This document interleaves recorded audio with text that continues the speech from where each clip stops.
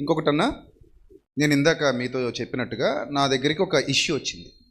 ఆ ఇష్యూ ఏంటంటే, ఒక అమ్మాయి క్రిస్టియన్ మ్యారేజ్ చేసుకుంది. వాళ్ళు క్రిస్టియన్ మ్యారేజ్ అంతా అప్రోచ్ అవ్వడం అంతా క్రిస్టియన్స్ అంతా పద్ధతుల్లోనే అప్రోచ్ అయ్యారు. హ్యాపీగా పెళ్ళైపోయింది. పెళ్ళైపోయిన తర్వాత అమ్మాయిని కాపురాన్ని కూడా పంపించేశారు, అన్నీ పెట్టేసి. వెళ్ళిన తర్వాత అవతల వ్యక్తి, ఆ భర్త ఎవడైతే ఉన్నాడో చాలా బ్రూటల్గా బిహేవ్ చేయటం. మూవీస్ ఉంటాయి కదా, పోర్న్ మూవీస్, ఈ చూసి అందులో ఉన్నట్టుగానే నువ్వు ఉండాలని ఆమెను ఫోర్స్ చేయటం. ఇంటికి ఫ్రెండ్స్ని తీసుకుని రావడం, ఫ్రెండ్స్ని తీసుకొచ్చి వాళ్ళతో కూడా నువ్వు ఉండాలన్నట్టుగా, తర్వాత వాళ్ళకి మందు అది సర్వ్ చేయాలన్నట్టుగా అమ్మాయిని ఇబ్బందులు పెట్టడం. సో ఇవన్నీ చూసి అమ్మాయి సూసైడ్ అటెంప్ట్ చేసింది. ఇంటికి తీసుకొచ్చేసారు. ఇంటికి తీసుకొచ్చేసిన తర్వాత పెద్ద పంచాయతీలు జరిగాయి. వాళ్ళు మార్పు రాలేదు. మార్పు రాకపోగా తిరగబడ్డాడు. ఈ అమ్మాయి మీద ఇంకా చెడ్డ చేయడం మొదలుపెట్టాడు. అలాంటి సిచ్యువేషన్స్లో మరి ఏం చేద్దామని కుటుంబ సభ్యులు ఆలోచించినప్పుడు ఆమె తాలూకా పాస్టర్ గారు ఏమన్నారంటే, ఇది కరెక్ట్ కాదు, ఇంటికి వెళ్ళి ఏదోలా మార్చుకోమ్మా, ఇప్పుడు అలాంటి వాళ్ళు నువ్వే మార్చుకోవాలి, మేమేం చేయగలం, నువ్వే వెళ్ళి ఏదో నయానో భయానో ప్రేమగా మార్చుకో. విడాకులు ఇవ్వడం కరెక్ట్ కదా, అలాంటి వాళ్ళకి దేవుడు ఒప్పుకోడు, వ్యభిచార కారణాన్ని బట్టి మాత్రమే విడాకులు ఇవ్వాలి, వాడు వ్యభిచారం ఏం చేయలేదు కదా, జస్ట్ నిన్ను ఇబ్బంది పెడుతున్నాడని చెప్పేసి ఎలా చేస్తే ఎలాగా అని చెప్పి పంపించేద్దామని ట్రై చేశాడు. అప్పుడు నేను ఒక ఆన్సర్ ఇచ్చాను, మీరేం చెప్తారు చెప్పండి. చాలా బాధాకరమైన విషయం ఇది. ఏంటంటే, ఇప్పుడు ఒక కుటుంబంలో జరిగే స్త్రీ పట్ల జరుగుతున్న శోషణ, స్త్రీని అదిమివేయాలని, స్త్రీ నోరు నొక్కేయాలని జరుగుతున్నటువంటి ఒక భయంకరమైన ఒక ముగ్గది. ఆ ముగ్గులో పాస్టర్ పాల్గొనటం నాకు అసలు నచ్చలేదు. అది కాదు బైబిల్ చెప్తున్నది. బైబిల్ చెప్తున్నది దాని అర్థం అది కాదు.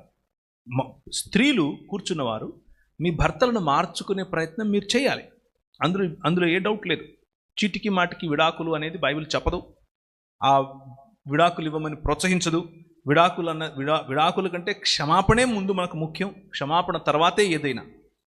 ఇందులో ఏ డోకా లేదు, ఏ డబుల్ స్టాండర్డ్స్ లేవు. కానీ మీరు చెప్తున్న ఉదాహరణ క్షమించేంత వరకు బాగుంది, కానీ కలిసి ఉండేందుకు లేదు. నేను అదే చెప్పాను. క్షమించవచ్చు, కలిసి ఉండేందుకు లేదు. ఎందుకు నేనేమన్నానంటే, క్షమించి వదిలేయండి అని కూడా చెప్పలేదు. ఎందుకంటే ఇప్పుడు క్షమించి వదిలేస్తే ఇప్పుడు ఎలాగూ నువ్వు ఆ అబ్బాయితో కాపురం చేయకూడదు కూడా. వాడు మారతాడన్న హోప్స్ కూడా లేవు. చాలా రోజులు అయిపోతుంది, అయినా మారలేదు. రెండోది పైపెచ్చి వీళ్ళ మీదే తిరుగుబాటు చేస్తున్నాడు. సో అలాంటి సిచ్యువేషన్లో నువ్వు ఎలాగూ అతనికి విడాకులు ఇచ్చేస్తావు, అది రైట్ వే. బట్ నేనేమన్నానంటే, నువ్వు వాడిని క్షమించి వదిలేస్తే రేపు ఇంకొక అమ్మాయిని మళ్ళీ వాడు పెళ్లి చేసుకుంటాడు. పెళ్లి చేసుకుని మళ్ళీ ఇదే సీన్ రిపీట్ చేస్తాడు. నీ జీవితం ఎలాగైతే నాశనం అయిందో అలాగే ఆ అమ్మాయి జీవితం కూడా నాశనం అవుతుంది. కాబట్టి నువ్వు చట్టపరంగా వెళ్ళి అతనికి శిక్ష. క్షమాపణకు చట్టానికి సంబంధం లేదు. క్షమాపణ హృదయానికి సంబంధించి. అవును, చట్టపరంగా వెళ్ళందే విడాకులు జరగవు. చట్టపరంగానే వెళ్ళాలి, వేరే ఆప్షన్ లేదు. మనసులో మన ఇద్దరు విడిపోయామనుకుంటే కుదరదు. అంటే నేను అన్నదన్నా, చట్టపరంగా విడాకుల కొరకు చట్టపరంగా వెళ్ళమని కాదు, లీగల్ యాక్షన్ కూడా తీసుకోండి. వాడు చేసిన హెరాస్మెంట్కి లీగల్ యాక్షన్ కూడా తీసుకోండి. అదే హరాస్మెంట్కి తప్పకుండా. అంటే వెళ్ళి విడాకులు అప్లై చేసినప్పుడు, లేకపోతే నేను ఈయనతో ఉండను అని అన్నప్పుడు, కారణాలు అడిగినప్పుడు నిజమే చెప్పాలి కదా. ఇదే చెప్పాలి, ఉన్నదిన్నట్లే చెప్పాలి.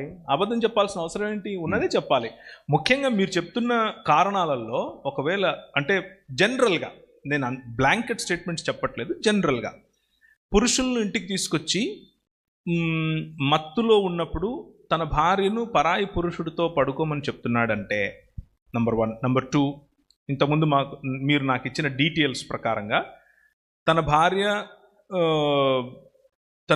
ఒంటరిగానో బట్టలు మార్చుకుంటున్నప్పుడు, వాష్రూమ్లో ఉన్నప్పుడు ఫోటోలు తీసి తన ఫ్రెండ్కి పంపిస్తున్నాడు అని అంటే, అలాంటి వాళ్ళు జనరల్గా సైకలాజికల్గా, అంటే కొద్ది గొప్ప నాకు అందులో ప్రవేశం ఉంది కాబట్టి చెప్తున్నాను, వారు దాన్ని ఏమంటారు, సహజంగా స్త్రీ పురుషులు కలిసేటటువంటి విధానంలో కాకుండా, పురుష సంయోగులు ఏ విధంగా అయితే ఒకరికొకరు దగ్గర అవుతారో లైంగికంగా, ఆ విధంగానే స్త్రీతో కూడా లైంగికంగా దగ్గర అవటానికి ప్రయత్నం చేస్తారు. ఇది సైకలాజికల్గా ప్రూవెన్. అంత మాత్రమే కాదు, అలా జరుగుతోంది, ఫోటోలు పంపిస్తున్నారు అనంటే అతను కూడా ప్రాక్టికల్గా స్త్రీ కంటే ఎక్కువగా పురుషులకే ఆకర్షితుడు అవుతున్నాడు. దాని అర్థం అది. సో పురుష సంయోగిగా ఉన్నటువంటి పురుషుడు మీరు ఏదైతే కారణం చెప్తున్నారో, అంటే వ్యభిచారం తప్ప, ఇతను ఆల్రెడీ అందులో ఉన్నట్లే. అవును, ఇది ఇది ఇది ప్రూవ్ అండ్ ఫ్యాక్ట్. ఎస్. 100 తీసుకుంటే 100లో 99 ఇవే ఉంటాయి కేసులు. అవును. సో ఒకవేళ ఇది లేకపోయినా శాడిజం అనేది, సేడిజం అంటే మనిషిని కృంగదీసి పశువులాగా చూడటం. అది ఇందులో కొన్ని సిగరెట్లతో కాల్చే శాడిస్టులు ఉంటారు. అది ఫిజికల్ అబ్యూస్. ఇప్పుడు మీరు చెప్తున్నది సెక్షువల్ అబ్యూస్. అవును, హెరాస్మెంట్ ఉంటది, చాలా దారుణం కొడతారు. అవును, జుట్టు పట్టుకుని ఈడ్చుకుపోతుంటారు, పేక నొక్కేస్తుంటారు. ఇలాంటివి చేసేవాళ్ళు కూడా కొంతమంది ఎమోషనల్ అబ్యూస్ చేస్తారు. కొంతమంది పిల్లలు అంటే వాళ్ళను కూడా జీవితాంతం కూడా సప్రెస్ అవుతూ నువ్వు ఇలాగే బతకాలి, అవసరం లేదు, కరెక్ట్ కాదు కదా. అవసరం లేదు, బైబిల్ అలా చెప్పదు. మీకు విడాకులు ఇష్టం లేకపోతే విడాకులు తీసుకోకండి. మీకు విడాకులు వద్దు, విడాకులు తీసుకోకండి. కానీ బలవంతంగా ఆయనతో బ్రతకాల్సిన అవసరం లేదు. అలాంటి లేనే లేదు. ఫిజికల్ హెరాస్మెంట్ కాకుండా చాలా మంది మాటలతో హెరాస్ చేస్తారు, అనుమానంతో హెరాస్ చేస్తారు. అలాంటి కేసెస్ కూడా ఇందులో యాడ్ చేసుకోవచ్చా? అంటే బ్లాంకెట్స్, అందుకే నేను ఇంత ముందే చెప్పాను, బ్లాంకెట్ స్టేట్మెంట్ కాదు ఇది. అంటే అందరికీ అన్ని చోట్ల అన్నిసార్లు వర్తించేది కాదు ఇది. సిచ్యువేషన్ చూడాలి, సిచ్యువేషన్ కేస్ బై కేస్. ఇప్పుడు ప్రవీణ్ అని వచ్చాడండి, ప్రవీణ్ అని చెప్పి వెళ్ళాడు, కానీ నా మొగుడు నన్ను ఇలా ఓరగా చూస్తున్నాడు, అనుమానంగా ఉంది, తలాక్ తలాక్ తలాక్, అది కుదరదు, అది కాదు. That is not what I'm saying. అది మనకు లేదు, ఆ స్వాతంత్రం మనకు లేదు. మనకు క్షమాపణ ఉంది, వాళ్ళని కట్టుకోవటం ఉంది, వాళ్ళని నిలబెట్టడం ఉంది. అదంతా మనకు బైబిల్ నేర్పుతున్నటువంటి పద్ధతి. So use a pinch of salt. అంటే ఒక ఏది చాలా ఉధృత స్థాయిలో ఉంది, నిజంగా దీన్ని తట్టుకోలేను నేను అనేటువంటి స్థితికి వెళ్తే అటెంప్ట్ 3 or 4 రికన్సీలియేషన్ ప్రాసెసెస్. అంటే పెద్దలను కూర్చోబెట్టడం, మాట్లాడటం. If you see something, say something. మీరు ఏదైనా చూస్తున్నారా, నోరు విప్పి మాట్లాడండి. స్త్రీలు అయ్యో నేను మాట్లాడితే ఏమైపోతుందో, అయ్యో ఆయనకు చెడ్డ పేరు వస్తుందేమో, అయ్యో పరువు గిరువు ఇవన్నీ పక్కన, ముందు మీ గురించి మీరు మాట్లాడాలి, మిమ్మును మీరే కాపాడుకోవాలి. ఇది ఒక గోల్డెన్ రూల్, గుర్తుంచుకోండి. మీరు దేవుని స్వరూపము, దేవుని పోలిక.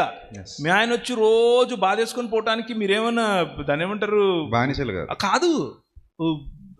No, open your mouth and speak. మీరు చెప్పాలి. చట్టాలు మీ వైపు ఉన్నాయి, పోలీసులు మీ వైపు ఉన్నారు, సమాజం మీ వైపు ఉంది. సో నీ భర్తగానే ఆయన ఎంచండి, మేము కాదనట్లేదు. కానీ రోజు తన్నులు తినేందుకు మీకు హక్కు లేదు. యాక్చువల్గా మీ పైన మిమ్మల్ని మీరు అబ్యూస్ చేసుకునే హక్కు మీకు లేదు. ఎందుకంటే యు బిలాంగ్ టు గాడ్, మీరు దేవుని సొత్తు. సో ఆ మైండ్ఫుల్గా ఉండండి. రైట్ అన్న. ఇంకొకటి ఏదైనా చూస్తే మాత్రం ఇది చాలా ఇంపార్టెంట్, మళ్ళీ నొక్కి చెప్తున్నాను. If you see something, say something. మీ పొరుగింట్లో అలాంటి అబ్యూస్ జరుగుతూ ఉంటే మీరు మాట్లాడండి, అది మీ బాధ్యత. క్రైస్తవరాలుగా మీ బాధ్యత, మీ రెస్పాన్సిబిలిటీ. ఇంకొక చాలా ముఖ్యమైన విషయం, అమ్మాయిలు, చిన్నపిల్లలు, మీ పిల్లలకు నేర్పించండి. ఇది ఇంత వయసు నుంచి నేర్పించండి. ఒళ్ళో ఎవరైనా కూర్చోబెట్టుకుంటే కూర్చోకూడదు. ఎక్కడ టచ్ చేస్తున్నాడు, ఎక్కడ టచ్ చేయట్లేదు, ఏం మాట్లాడుతున్నాడు, ఏం మాట్లాడట్లేదు. మేనమామ, చిన్నాయన వద్దు, ఏ డ్రామాలు వద్దు. ఎక్కడ ముట్టుకున్నా ఆయన తప్ప, సొంత తండ్రి తప్ప, తాత కూడా వద్దు. ఏంటి వీడు ఇలా మాట్లాడుతున్నాడు అనుకుంటున్నారా? నాకు అనుమానం ఏమీ లేదు, నేను అనుమానం పిశాచినేమి కాదు. కొన్ని కేసెస్లో తండ్రిని కూడా నమ్మలేని పరిస్థితి. కరెక్ట్. నా దగ్గరికి 4-5 కేసులు వచ్చాయి. నేనే 4-5 కేసుల్లో మాట్లాడి ఆయనకు కొంచెం బుద్ధి గడ్డిపెట్టి పంపించాను. సొంత తండ్రి నో అంటే అది మానసిక వైకల్యం క్రిందకు వస్తుందన్న. అందరూ అలా ఉండకపోవచ్చు, కానీ కొందరు ఉన్నారు.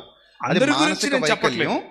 అలాంటప్పుడు ఆడపిల్లలకు మనం జాగ్రత్తలు చెప్పి మిమ్మల్ని ఎక్కడ ముట్టుకుంటున్నారు, ఎవరు ముట్టుకుంటున్నారు, ఏ విధంగా చూస్తున్నారు, ఏ విధంగా మీతో మాట్లాడుతున్నారు, ఇవన్నీ చిన్నప్పటి నుంచి కూడా మనం వాళ్ళకి దాని ట్రైనింగ్ ఇవ్వాలి. ఇక్కడ ఒక చిన్న కేసు చెప్తాను. ఇది మానసిక వైకల్యం ఒకరోజు వచ్చేది కాదు, మనము పెంచి పోషించేది. మనం పెంచి పోషించే వ్యవస్థ. మీ పిల్లలకు మీరు ఇది చెప్పకపోతే, ఆడపిల్లలకు ఇది చెప్పకపోతే, ఇది ట్రైనింగ్ చేయకపోతే, మా అన్నే కదా, మా బావే కదా, మా మామే కదా, మా చిన్నాన్నే కదా అని వాళ్ళకు తెలీదు. వాళ్ళకు తెలియకుండా అవతలి వాడికి చోటిస్తారు. అంతా అయిపోయిన తర్వాత మనము ఏడుస్తూ కూర్చోవటం కంటే మొహమాటం. మీరు కుక్కలు పెంచుకోండి ఇంట్లో, పర్లేదు.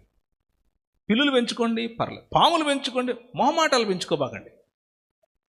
దానివల్ల ఎవడికి లాభం లేదు.